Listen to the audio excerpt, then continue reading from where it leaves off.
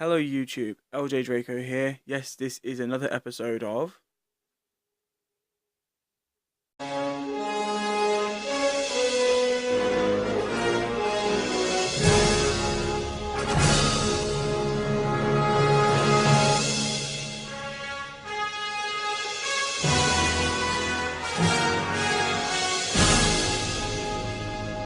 Yes, that is correct. There's another episode of Back to My Future.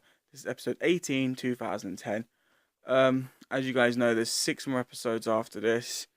We're coming in at a close. There's only 6 more Saturdays, so it's just about a month and a half away. Um, yeah, it's getting quite emotional. I quite enjoy recording this series. I mean, it's a fun series. Um, yeah. So anyway, by the way, if you're seeing this video on Saturday, which obviously it gets uploaded on a Saturday morning, obviously you'll notice that my 2 reviews I did on Friday, I'm wearing this. I'm recording these videos at 1 a.m. on Friday morning, so both reviews and this Back to My Future episode is obviously going to be recorded on the same day. Let's just get into this.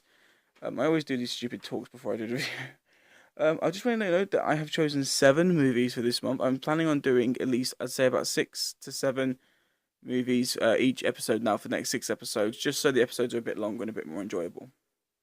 Yeah, so on February 12th, we got Percy Jackson and the Lightning Thief. It's a great story. It's a great movie. It's about, Percy is the half-breed son of Poseidon, which he doesn't realise. But while he's in school, he starts realising that he can read Greek.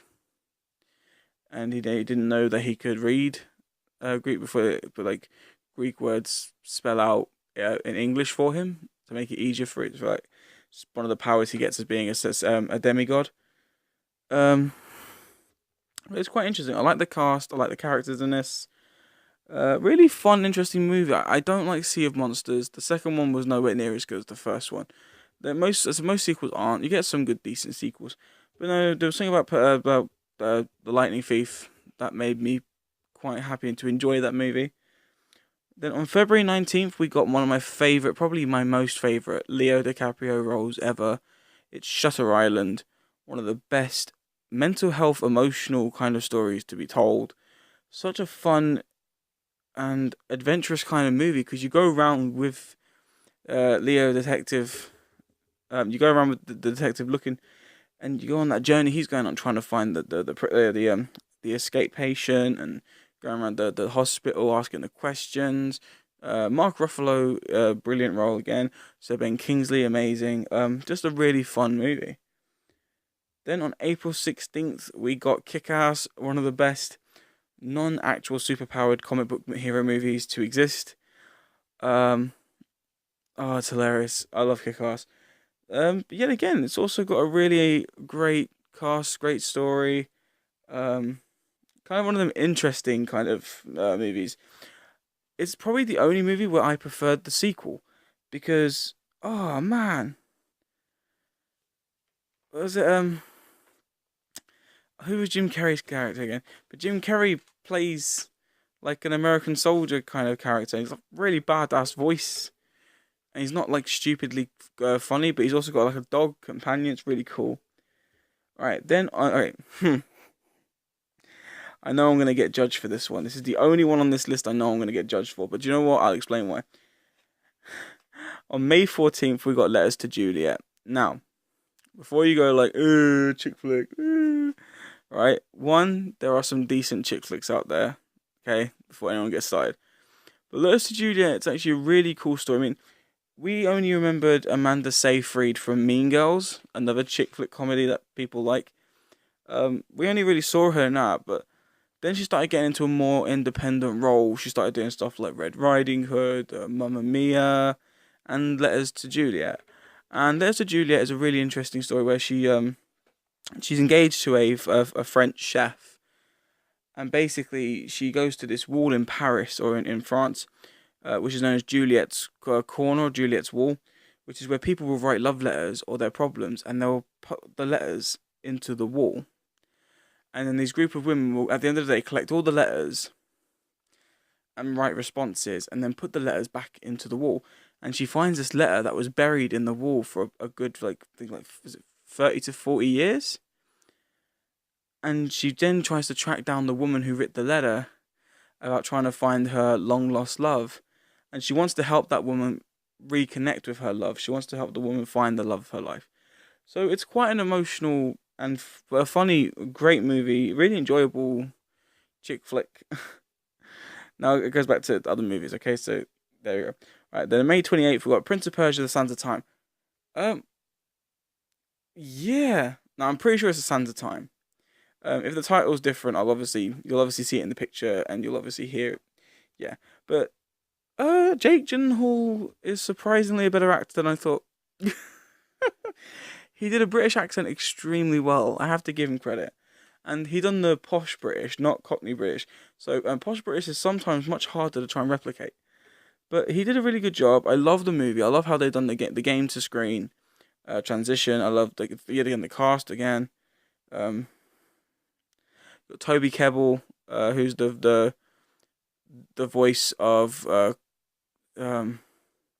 Koba from Dawn of the Planet of the Apes, and he's also the voice of the main orc Duratan from Warcraft. Yeah, but she's a really great cast, really good.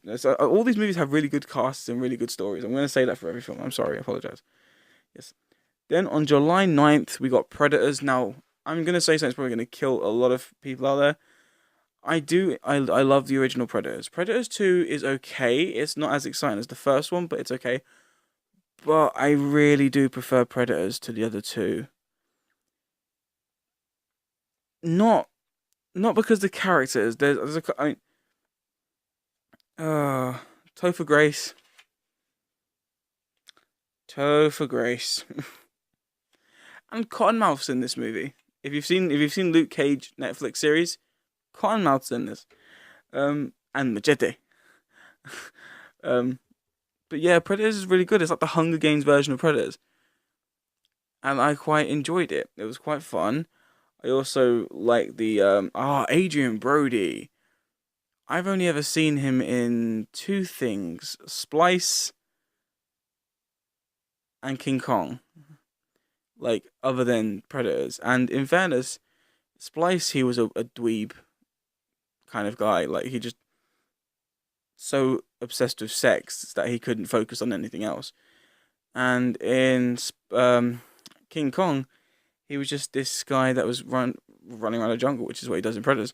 But in Predators, he got like ripped for the role. He had the dark sounding voice. He practiced for that. And in fairness, a lot more interesting movie. Then the final movie on December 17th, my favourite Disney live action movie, and it's Tron Legacy. I definitely prefer the original Tron, but Tron Legacy, I mean, a lot of people give it crap. I mean, I do agree. Tron Legacy could have done a lot better with the story. They could have tried a bit better with the CGI. Jeff Bridges. They could have done a lot better with the CGI Jeff Bridges, but in fairness, the movie was good. I loved the story. I love the CGI. I love the disc battles. I like the light cycles. Michael Sheen, again, great British actor that just deserves as much credit as he can be given. Yeah, and I actually enjoyed the ending. I thought the ending was pretty good. I thought the ending was really good. There was meant to be another Tron past couple of years, but that one wasn't released because it got pulled. But they did release a Tron series, which was interesting. So that's all the movies. That's all 7 movies that I've mentioned for this Back to My Future episode. There is a dishonorable mention of my most hated movie of 2010, The Last Airbender. I'm not even saying anything about it. That's just it. If you've seen The Last Airbender, you know. Big pile of poop. Now, that's it for the Back to My Future episode. So anyway, that is the end of this video. If you enjoyed this video and previous episodes of Back to My Future, please show your support by clicking that subscribe button down below. And don't forget to strike the like for future videos, and I will see you next time.